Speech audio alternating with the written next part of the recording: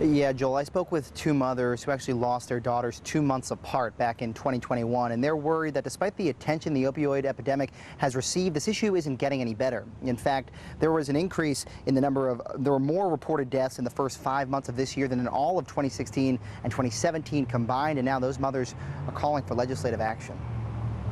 Gabriella was like my mini-me. She was always happy. Linnell Esposito knows what it feels like to lose someone you love to fentanyl. Now she's trying to make sure other mothers never have to. To help with awareness, so someone else didn't have to go through what we went through, what I'm going through without Gabriella being here. In October of 2021, Linnell's 18-year-old daughter, Gabriella Aviles, was at a friend's house when she got the worst call of her life. Raleigh police had found Gabriella dead, having ingested a lethal dose of fentanyl. Barb Walsh knows exactly what Linnell's going through. We're losing. We're losing kids. We're losing grandbabies. We're losing sisters, brothers, cousins, aunts, uncles, and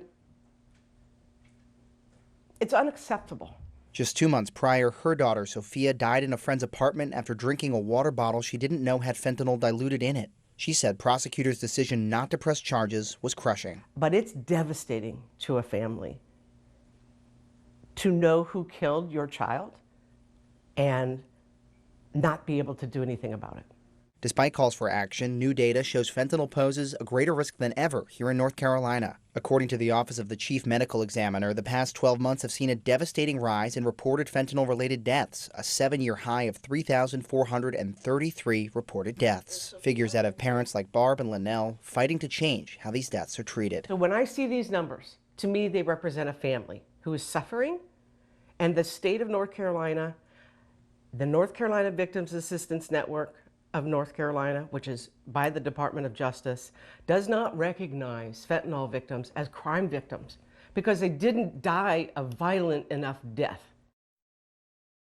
And Barb's nonprofit Fentanyl Victims Network of North Carolina held a rally outside the state capitol here in Raleigh yesterday advocating the passage of two bills, one that would make it easier for prosecutors to charge people supplying tainted drugs and another that would require autopsies for suspicious drug deaths. We have more on that at abc11.com. Joel?